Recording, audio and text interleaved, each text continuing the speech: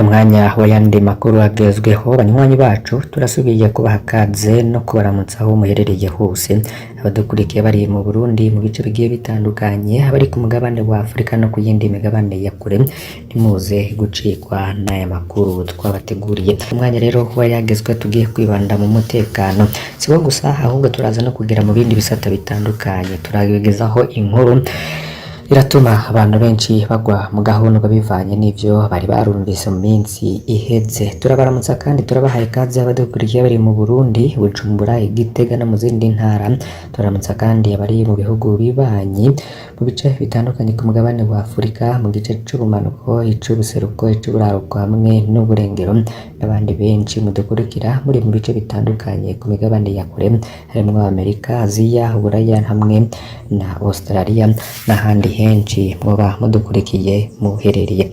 Turakengurukiye cyane ko tubana iminsi yose. Niba utari wafyonda kuri subscribe nifyonda ko ucuronka makuru n'ibiganiro vyacu uri mu bambere. Intagorwa ko Aroni Ndayishimiye yoba yageze muri Kiribandese uko benshi bari bavyiteze. Lieutenant Colonel Aroni Ndayishimiye yagize uruhara mu rupfu rw'abasirikare benshi bari barungitswe muri Repubulika Iharanira Rusange ya Kongo. Ntiyahaniwe amakosa yaherutse gukora ku rugamba kuri Nord Kivu ya Repubulika ya Demokarasi ya Kongo nyuma yo kwanga amategeko y'abamutwara agatera M23 ataruhusha ahawe bigatuma abasoda b'u Burundi bapfira abandi benshi bagakomereka bamwe bagafatwa mirina M23 agatakara n'ibirwanisho byinshi. Aroni Ndayishimiye yaciye akurwa mu burongozi bwa bato y'icenda ya Tafoke hanyuma aratahanwa mu Burundi. Abandi bategetsi barategetse ko akurwa muri aya mabanga, ariko abandi basirikare bari bavuze ko Aroni Ndayishimiye atigera hanwa ku makosa akora kubera asanzwe afise ivyo akorana mw'ibanga na General Prime Niyongabo arongoye igisirikare c'u Burundi. Abasadaya bari bavuze ko batiteze ko Aroni Ndayishimiye azohanwa, ko rero babivuze niko vyagenze. Muri nondwi Lieutenant Colonel Aroni Ndayishimiye yarungitswe muri Kiribandese ni hafi y'urubibe rw'u Burundi na Repubulika ya Demokarasi ya Kongo. Akaba yaragiye yarongoye abasirikare bashika 150 b'u Burundi. Bano basirikare ngo bajejwe gucunga ko Red Tabara idasubira gutera mu Burundi. Aho ni mu gihe rero abandi basirikare barenga igihumbi bamaze hafi imyaka 3 muri Minembwe muri Haut Plateau kurondera Red Tabara nyene. Mu ntango za 2023 Reverien Ndiko yari yatangaje ko Red Tabara bayihejeje itazosubira gutera mu Burundi, ariko ikaba yaremanze ibitero bishika kuri 2 mu gihe kitarenze amezi 3. Lieutenant Colonel Aroni Ndayishimiye ni intwazaga bivugwa mu mabi menshi cyane arimo kunyuruza abantu bakabugwa irengero no kugandagura abantu. Tukaba turiko turabategurira n'iyindi nkuru kandi karuka kukungene yoba yaragize uruhara mu rupfu rw'umutambukanyi wiwe. Ageze mu gisirikare yiyegereje abahoze bagwana muri CNDD-FDD anakoreshwa mu guhama abo bahoranye muri FNL. Umwe mu bo bahoranye ku rugamba yari Eyango Mirakiza yahavuye avamwe umukuru w'umugambwe CNL muri komine Mutimbuzi mbere yo kunyuruzwa n'abasirikare bagendanira Aroni Ndayishimiye muri Bwakaro 2021.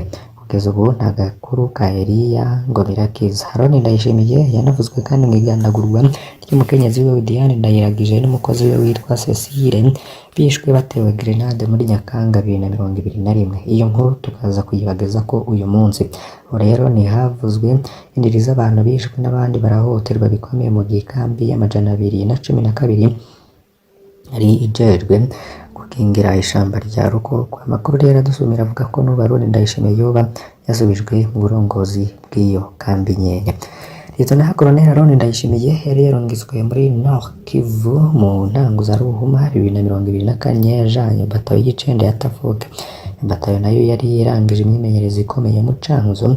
Aroni Ndayishimiye rero akaba yarajanye igisharara cinshi kivanze n'urwango bagiye kurangiza abagwanyi ba M23 shitse muri Nord Kivu. Bamuhaye akarere bato yewe ijejwe bamusaba kwiga neza akarere bamuhaye. Bamurongoye baramubwiye ko itegeko ryo kugwana zorihabwa hageze. Aroni Ndayishimiye rero ni intwazagabo sanzwe icuditse na Prime Niyongabo nk'uko twabibabwiye, yifata ko ari intakorwa kandi wundi ayiha amategeko. Ngaho kuba amategeko yahawe na Colonel Ponzi Hakizimana twari ingabo z'u Burundi ziri muri Nord Kivu, Aaron Ndayishimiye yateguye mwibanga igitero ku ngabo za M23 ziri mu misozi ihanamiye igisagara ca Sake.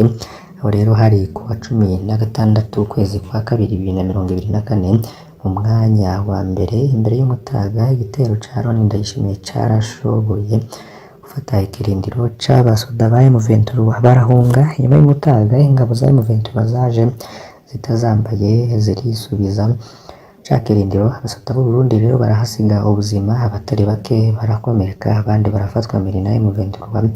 Ikosa rya mbere kandi rihambaye rya Aaron Ndayishimiye kwabaye kutubaha amategeko bamutwara. Ica kabiri rivyo yakoze vyatumye abasirikare b'u Burundi basiga ubuzima. Rero bikaba vyarashavuje cane Colonel Ponce Hakizimana batazira mingi, kuko we kuva aje kurondora ingabo z'u Burundi ashira imbere gukingira abasoda biwe. Nifuza ko abasirikare b'u Burundi baza barita mu ntambara zimeze nko kwiyahura kandi abasoda b'ibindi bihugu bataba bagiye ku rugamba. Ikosa rya gatatu rya Aaron nuko bivuga ko hoba hariho abasoda ba M23 yoba yarafashe akaca abica. Kumwe rero asanzwe akora no mu Burundi ngo afashe aca mwica, ngo uretse ko ico gifatwa nk'icaha mu ntambara ngo coba caranababaje cane abamutwara, kuko bo babona ko iyo bashobora kugira imboha abasoda ba M23, isoda c'u Burundi ico bakoresheje mu kubakaba n'abasoda b'u Burundi bafashwe mbere na M23. Ivyo rero vyatumye batwara ingabo batahura ko Aaron atabereye kurongora ingabo ku rugamba, baca bamusubiriza Lieutenant Colonel Marcien Ngabonziza. Aaron Ndayishimiye rero akaba yarashikanywe i Bujumbura hamwe n'izindi ntwazangabo. Ndayishimiye rero akaba yaraciye akurwa hari batayo y'icenda maze ajanwa ahitwa mu Bambiro mu kurindira ko aboneka indege imusubiza mu Burundi imbere yuko ashikanwa. Imbere y'ivyo rero amasoko yacu mu gisirikare yavuga ko ngaho hari hamaze imisi atanu umwambaro w'igisirikare acambara. Benshi bari bibaza nimba yahawe akandi kazi gatazwi, kandi rero babonye akuwe ahari ingabo yahora atwara bibajije ko atahanywe, ariko yaramaze hafi indwi zibiri arindiriye indege imutahana. Lieutenant Colonel Aaron Ndayishimiye yarashikanywe i Bujumbura co kimwe n'izindi ntwazangabo zibiri nazo nyene zagirizwa amakosa muri Congo. Wa mbere rero yatahanywe na Lieutenant Colonel Aaron Ndayishimiye ni Major Gilbert Manirakiza. N'intwazangabo yahoze igwana muri FDD yari icegera c'umukuru wa batayo y'indwi ya Tafoka, yagirizwa kuba yahengereye urugamba rukamvye ahitana abasirikare bakeyi bamwegereye bariyonjorora batanu urugamba. Abandi basirikare agenda atanabwiye abandi basoda yari ajejwe. Mu camake Major Manirakiza yagombye gukiza amagara yiwe mu ntambara abona toroshe kumbure nawe nyene adatahura cahimukira ingabo arongoye. Wa kabiri rero yatahanywe na Aaron ni Kapiteni Habarugira wo muri promotion ya 43 ya Islam. Yo nawe akaba yagirizwa ko yamaze imisi 3 atazwi yagiye kandi ndasabye uruhusha.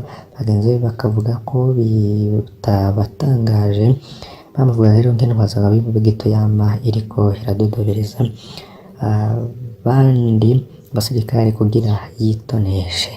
Aaron Ndayishimiye rero azwi nk'inakuru mu gisirikare c'u Burundi, yaravuzwe mu mabi menshi cane nkuko twanabigarutse ko twaza rero kubategurira iyindi nkuru igaruka kungene ashobora kuba yaragize uruhara mu rupfu rw'umutambukanyi wiwe. Yandi makuru agezweho ngo nukwicara mukabwizanya kuri kugira mutorera umuti ibibazo biri mu bafise ibibanza mu masoko ya leta. Bamwe mu badandaza b'Igitega bavuga ko bafise amarira n'agahinda kuko banyazwe ibibanza nyuma y'ingingo yo kwandika ko ibibanza basanzwe babikoreramo. Abadandaza rero bagasaba ko bosubizwa ivyo bibanza kuko ngo hari abatariko barabikorera ko bitumye nuko bahunze canke bagategekanya kuzogishiramwo umwana kugira nawe yiyungunganye.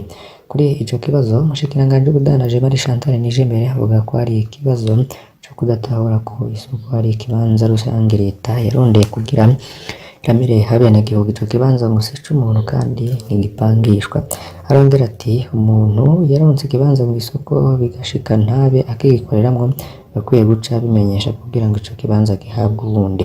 Ikibazo kiri kubiyita abadandaza kandi bakotesheje ibibanza. Hamagarira abadandaza kwicarana n'abajejwe intwaro hamwe n'ubushikiranganji bw'ubudandaji bavugane ukuri hanyuma batorere umuti w'ivyo bibazo biri mu masoko. Yabishikirije rero kw'itariki igenewe y'ukwezi kwa gatatu 2024 mu nama yagirishije abadandaza abafise amazu y'uburaro, uburiro n'ubunywero i Gitega.